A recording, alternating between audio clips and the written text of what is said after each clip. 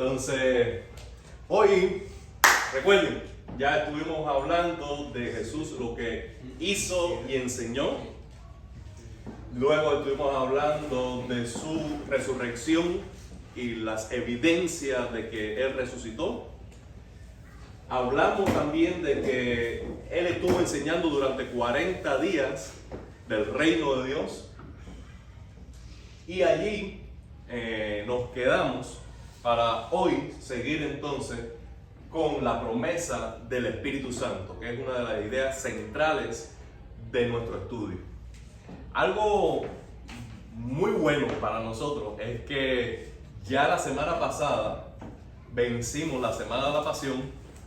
Jesús fue crucificado el viernes, resucitado el domingo, y comienzan estos días, estos 40 días, en que Jesús está hablando del reino. Y nosotros vamos a celebrar el 3 de junio, viernes 3 de junio, el día de Pentecostés. Y entonces en los próximos días vamos a estar estudiando el resto del capítulo 1 y el capítulo 2, que es Pentecostés. Stanley está preparando algo acerca de la fiesta del Pentecostés del Antiguo Testamento para la próxima semana.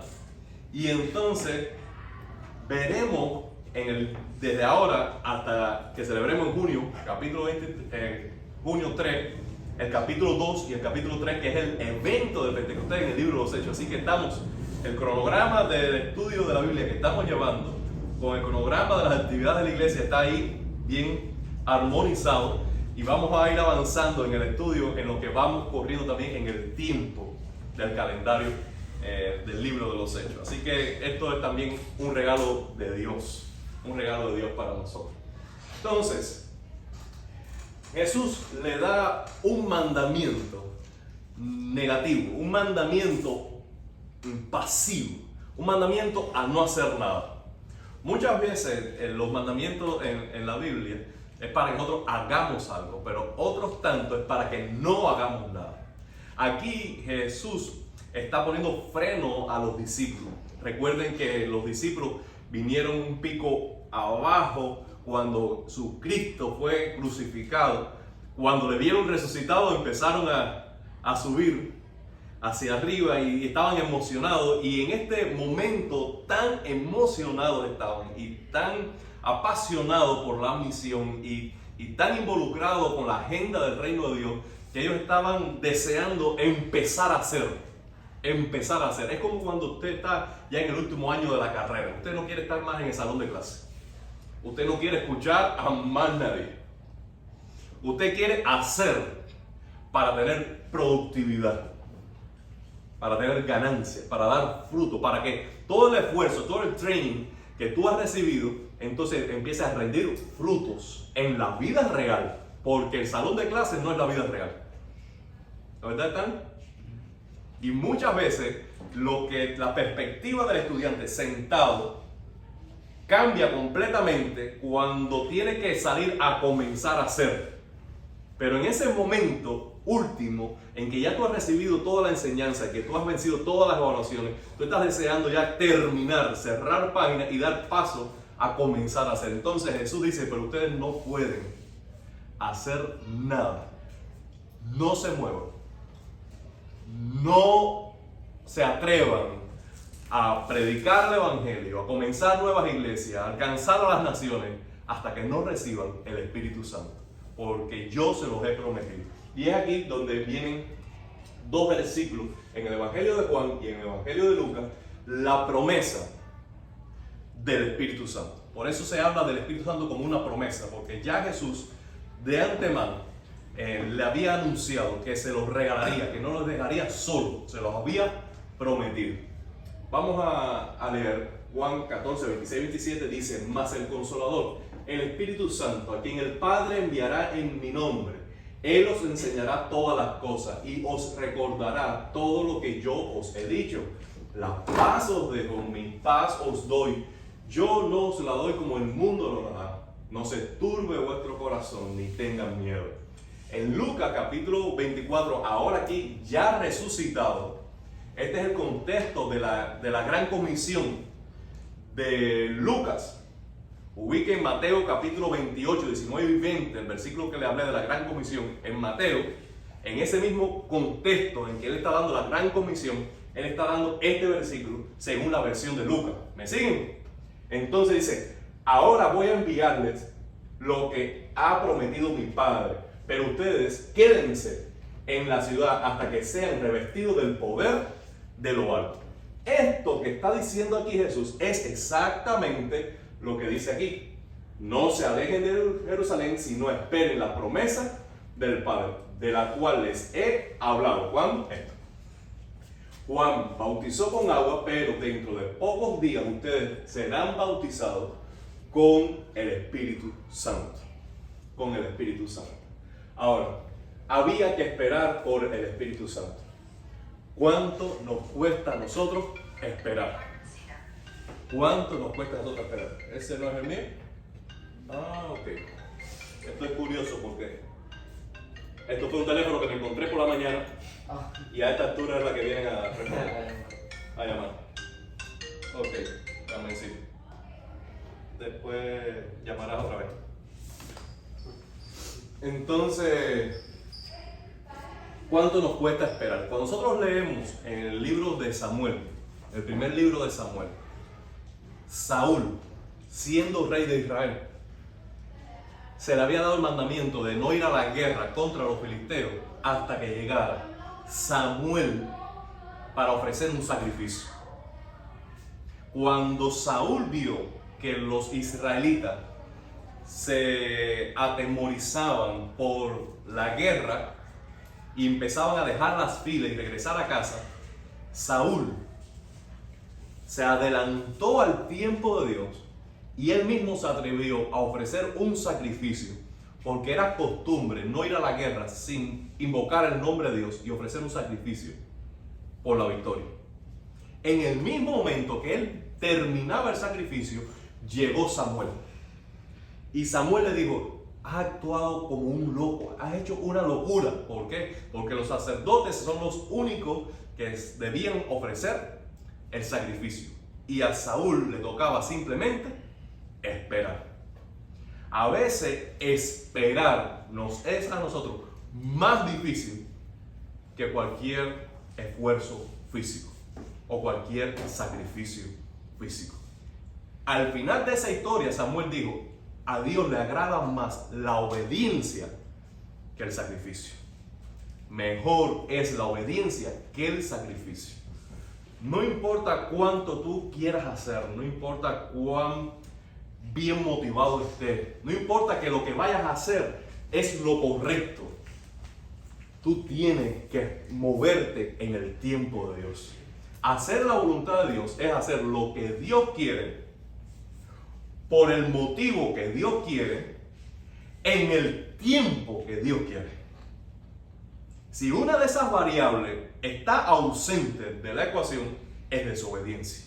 Tú puedes hacer lo correcto en el tiempo correcto, pero por la motivación incorrecta y no estás obedeciendo a Dios. Tú puedes hacer lo correcto por la motivación correcta, pero fuera del tiempo de Dios y es desobediencia. Tú tienes que estar sincronizado con la agenda de Dios, con el tiempo de Dios para cada cosa. Cada cosa en la vida tiene su etapa. Cada cosa en la vida tiene su etapa. Y tú tienes que esperar en el tiempo de Dios para inaugurar, para abrir la puerta a la nueva etapa. Tú no puedes adelantarte. Tú no puedes adelantarte porque si tú te adelantas, tú vas solo y no tienes la bendición de Dios en ese camino. Entonces, ahora que ellos deberían conquistar el mundo con el Evangelio, debían primero esperar. Ahora, esa espera no es una espera completamente pasiva. No es una espera de, vamos, cada uno para su casa, acuéstese a dormir, descanse, cuarentena para todo el mundo, no salgan a la calle, vean Netflix, coman bien, póstrense y un día por la noche de pronto va a caer sobre ustedes el Espíritu Santo. Ellos no hicieron eso.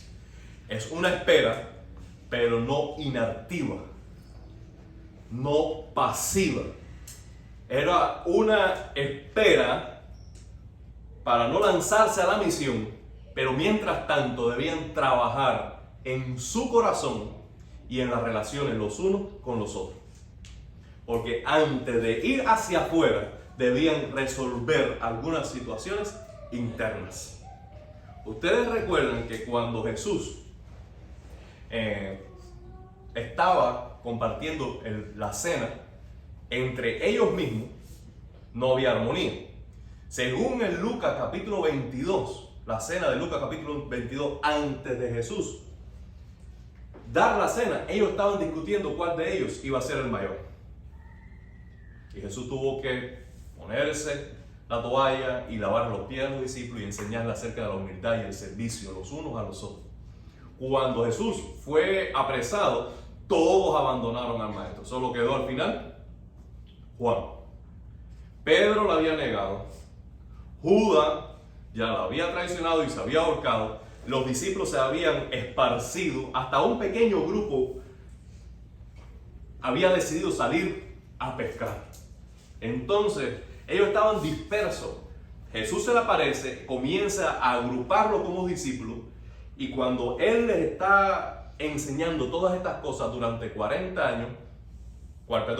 días, después los deja, porque mientras el maestro está en medio, ellos se agrupan alrededor del maestro, pero cuando el maestro ya no va a estar, porque va a ascender, ellos tendrían que quedar solos, reconciliándose unos a otros, dedicándose a la oración para estar en armonía, porque el Espíritu Santo no iba a descender sobre ellos hasta que no estuvieran en dependencia plena de Dios en oración y no estuvieran en armonía los unos con los otros. Antes de hablar más de esto, vamos a leer estos dos versículos.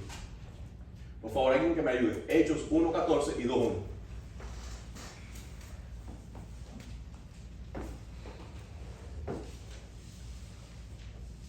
All these with one accord were devoting themselves to pray, together with the women and Mary, the mother of Jesus, and his brother. Gracias. Ese es el 1:14. El 2:1. When the day of Pentecost arrived, they were all together in one place. Ok.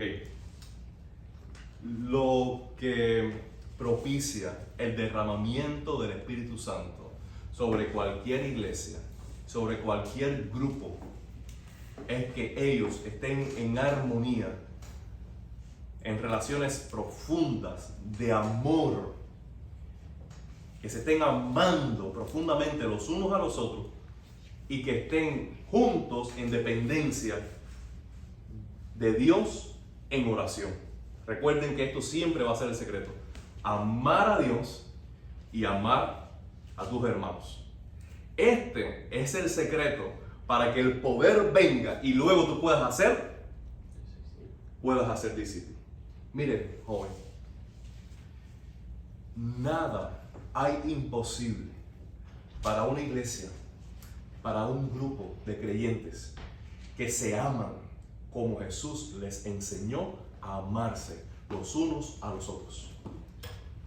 Si nosotros resolvemos entre nosotros las enemistades, la competencia, el rencor, el rechazo, la mala sospecha, si nosotros resolvemos entre nosotros las mentiras, la hipocresía, el orgullo, si nosotros resolvemos dentro de nosotros las obras de la carne y sujetamos nuestro corazón a los mandamientos de Dios y dejamos que la palabra de Dios moldee nuestra mente, moldee nuestro corazón y nos conforme más y más al carácter de Cristo, si nosotros nos rendimos al trabajo de Dios en nuestro corazón y nos lanzamos a amarnos, a aceptarnos, a servirnos, edificarnos, sostenernos y orar unos por otros, nada hay imposible para Dios. El mayor obstáculo que debemos vencer para la misión es el amarnos los unos a los otros. Ahora, al amor fraternal debemos sumar la oración apasionada. La oración apasionada. ¿Por qué? Porque nosotros no somos un club. Nosotros no somos una fraternidad que simplemente nos amamos. Nosotros somos iglesia. Nosotros somos el cuerpo de Cristo. Como cuerpo tenemos una cabeza que es Cristo. Como iglesia tenemos un Dios en los cielos y entonces debemos a la fraternidad sumar la espiritualidad. Y la base para la fraternidad es la espiritualidad. Tú no vas a poder amar a tu hermano si tú no creces en amor a Dios. Porque según tú experimentas la gracia de Dios en tu vida, tú te llenas de la gracia de Dios para dar gracia a los demás. Cuando tú experimentas el perdón de Dios, la misericordia de Dios en tu vida, entonces tú extiendes perdón y misericordia a los demás.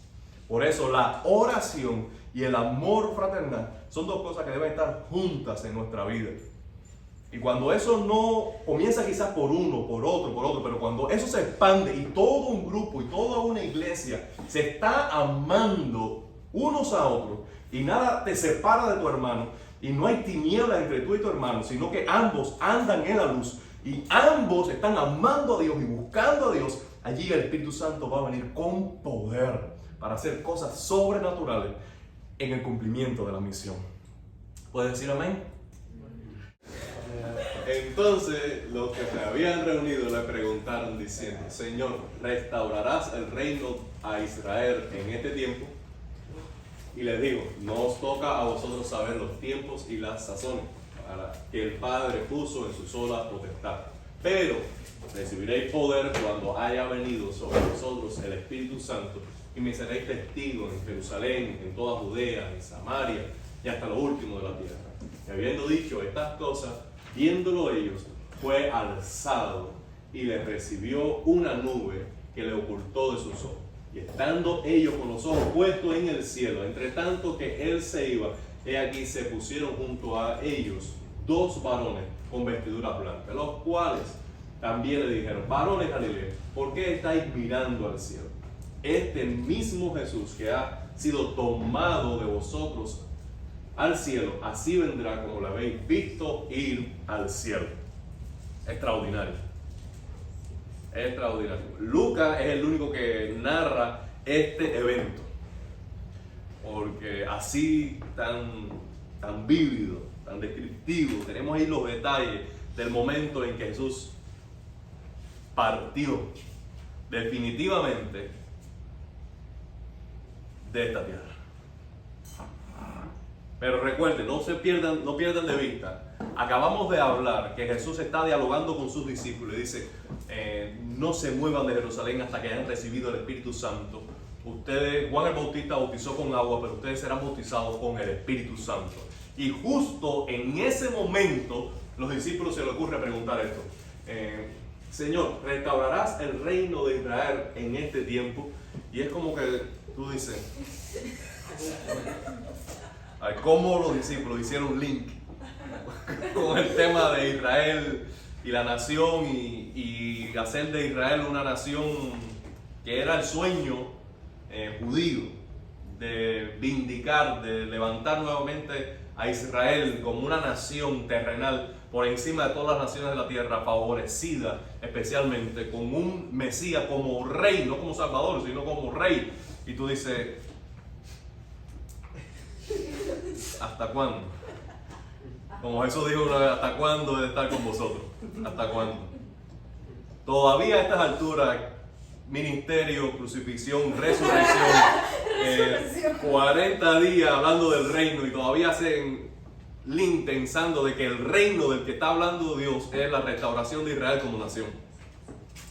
Y ellos estaban todavía anclados con eso, estaban bien metidos con el tema, que Jesús está hablando del Espíritu Santo y que no hagan nada hasta recibir el Espíritu Santo. Y dice: bueno, Señor, una pregunta, como la que me hace a mí Yocho cada rato. Una pregunta. Debo hacer una pregunta. En este tiempo, perdóname que me desvíe un poquito del tema, pero en este tiempo tú vas a hacer de Israel lo que todos los profetas han dicho de Israel. Y lo que pasa es que nosotros realmente somos expertos en distracciones. Es como yo lo veo. No es el caso de Joshua, porque Joshua lo que está tratando es de evacuar inquietudes espirituales. Pero nosotros a veces nos distraemos de la misión de una manera tan fácil. los temas, los asuntos, las problemáticas sobran para entretenernos con tal de que no hacer la misión. Si nosotros hablamos de problemáticas teológicas, ¿cuántos problemas teológicos nos han entretenido como iglesia para discutir, dividirnos, fajarnos entre nosotros mismos, en vez de estar enfocados hacia afuera, hacia el perdido? ¿O cuántas veces nosotros nos entretenemos con distracciones que son entretenimientos de disfrute, programas preparados para nosotros mismos, como fin simplemente tener placer nosotros mismos y disfrutar nosotros mismos y punto de la vida cristiana? Y en eso en sí no hay nada malo, a no ser que esté sustituyendo lo más importante, que es la misión. Y esto es algo que nosotros como iglesia debemos resistir. Les voy a compartir algo de corazón. En más de una ocasión ya creo que, bueno, vamos a decir, al principio de empezar aquí en Getsemaní, y no ha sido el único lugar, sino en los diferentes lugares donde yo he servido, yo he tenido, por la gracia de Dios, claro lo que quiero enseñar o discipular y hacia dónde me dirijo como ministerio en el proceso de edificación de un grupo o de un ministerio para Dios. Pero lo que sucede es que cuando nosotros tomamos este rumbo, vamos a decirlo así, de amar a Dios, de amarnos unos a otros y hacer discípulos, cuando nosotros priorizamos esto, no tenemos suficiente tiempo. Adelante. I'm sorry, traigo una visita, llevo un poquito tarde, pero... ¿Puede sentarse? Gracias. Adelante. Hola. Bienvenida. Quédate también, Mariela, por favor. Mariela, quédate, por favor. Aquí puedes sentarte al lado de James y Jane. Bienvenido. Entonces le decía que no queda suficiente tiempo para entretenimiento. ¿Por qué? En el caso de nosotros y de algunos de ustedes, nosotros trabajamos y todos ustedes de alguna manera estudian. Entonces lo que tenemos libre mayormente de tiempo, ¿qué cosa es? Si acaso el sábado, ¿no es verdad? Y las noches que tenemos libre o entre semanas, mayormente están estudiando. Entonces tú tienes que pensar como ministerio o como vida cristiana, el tiempo que tengo libre es un día o 2 noches en la semana. ¿Qué voy a hacer con esas 2 noches que tengo libre?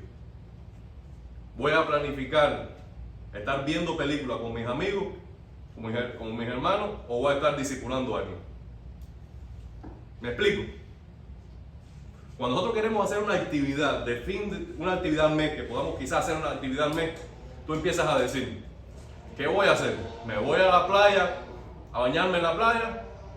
¿O voy yo entonces a tener un tiempo de devocional o discipulando a alguien, o predicando el evangelio, o haciendo algo espiritual? Y según tú vas priorizando más las cosas cristianas, como iglesia estoy hablando, no nos queda tiempo para estar entreteniéndonos. ¿Me explico? O pensamos nosotros como iglesia que ya estamos satisfechos con la vida cristiana que tenemos y empezamos a programar actividades para nuestro propio disfrute y that's it, o nos enfocamos de que somos iglesia de Dios y hay una agenda del reino y es hacer discípulos en todas las naciones. Y cuando tú estás orientado en seguir a Cristo, tomar su cruz y seguirle cada día, haciendo discípulos, alcanzando al perdido, sirviendo al necesitado, visitando al enfermo, cuando tú estás orientado a la misión, tú no estás pensando en entretenimiento. Tú no estás pensando en que te planifiquen viajes. Tú no estás pensando en que por qué no hacemos otra cosa. Ahora, ¿qué es lo que sucede? Que lo que tenemos hasta ahora como visión de ser iglesia muchas veces es simplemente, y sobre todo ministerio de jóvenes, es entretenimiento. Y cuando no hay suficiente entretenimiento entre los jóvenes, planificado por el pastor de jóvenes, entonces hay alguien que se queja. Siempre hay alguien que se queja. Pero déjame decirte algo. por si no ha quedado claro a ustedes, yo no soy un activista. Yo no soy un showman. Yo soy un pastor. Y un pastor lo que hace es edificar creyentes y entrenarlos para la misión. Porque la recreación de ustedes no es mi responsabilidad.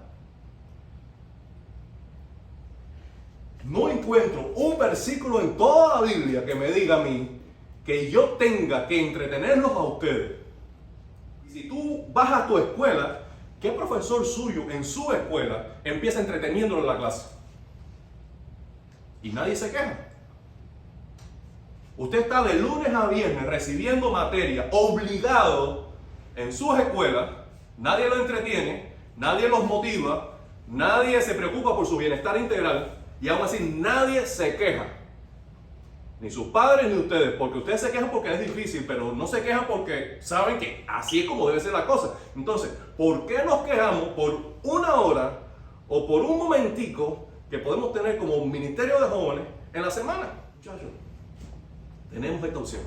O pensamos, somos iglesia y voy a ser toda una vida un infante, un niño, y voy a llegar a sentarme para que me entretengan, para que cubran mis expectativas, o voy a llegar aquí diciendo, yo soy un creyente, yo sigo a Cristo, estoy llamado a ser discípulo, vengo aquí a entrenarme para la misión.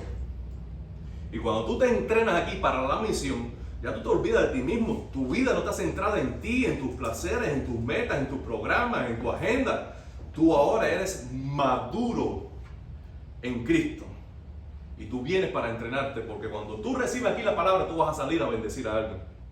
En la vida cristiana nosotros podemos ser expertos en distracciones, en entretenimiento y desviarnos de la misión. Pero gracias a Dios que Jesús vuelve a reenfocarnos y les vuelvo a decir a ustedes, ¿saben qué? Este tema de la restauración de Israel y el papel de Israel en el plan de Dios no es tan importante. Ahora no se ocupen de eso. Recuerden, lo que les estaba hablando es que ustedes recibirán poder cuando haya venido sobre vosotros el Espíritu Santo.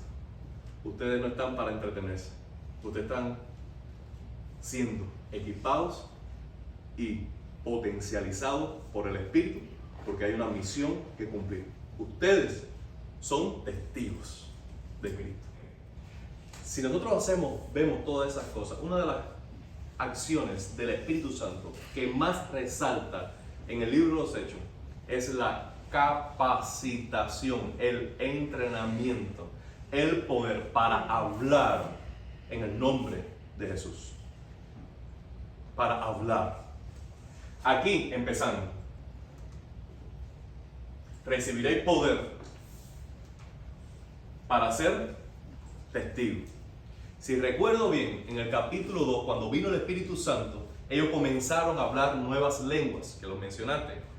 Y cuando ellos hablaban esas lenguas extranjeras, ¿qué es lo que decían? Las maravillas de Dios. Cuando nosotros leemos en el capítulo 2 más adelante que se levanta Pedro, lleno del Espíritu Santo, comenzó a predicar el Evangelio.